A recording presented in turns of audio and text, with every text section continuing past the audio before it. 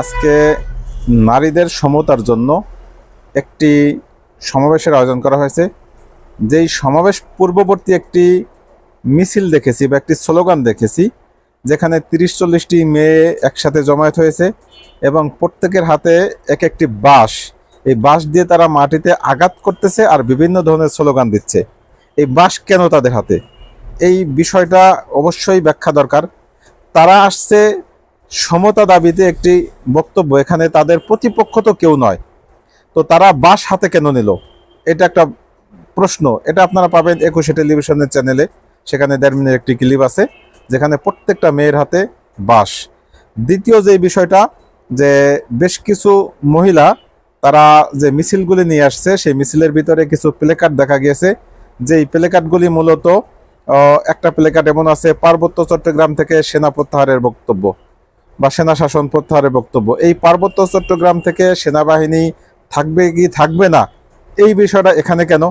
এখানে তো মহিলাদের সমতা দাবি করার জন্যই তারা আসছেন, তাহলে এখানে মহিলা বিষয়ে যেই কথাবার্তা সেগুলিই থাকবে, তাহলে পার্বত্য চট্টগ্রাম এখানে কেন? বিষয়টা অত্যন্ত ভয়ঙ্কর।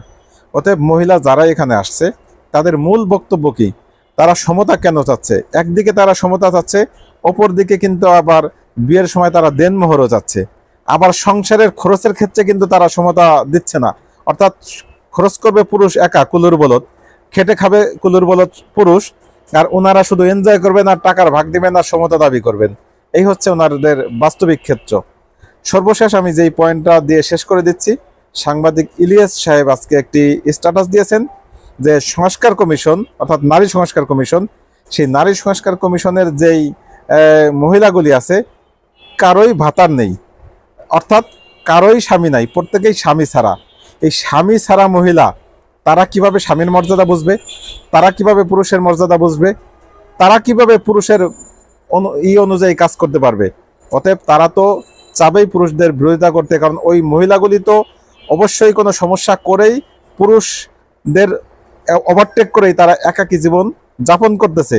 অতএব তারা যেই সংস্কার করবে, সেই সংস্কার তো আমাদের নারীদেরকে একাকী জীবন যাপন করাটাই শিখাবে, তাদের চরিত্র নষ্ট করবে, তাদের সমাজ নষ্ট করবে, তাদের সংসারগুলি নষ্ট করবে। এই চিন্তা থেকেই মূলত এই নারী কমিশন এবং বর্তমান যে সাম্যের দাবি করা, সে একই অবস্থা। অথচ এদের দাবি উচিত ছিল মানবিক দিক থেকে, তাদের ন্যায্য দাবি করা উচিত ছিল। ন্যায্য দাবি করলেই বরং যৌক্তিক হতো।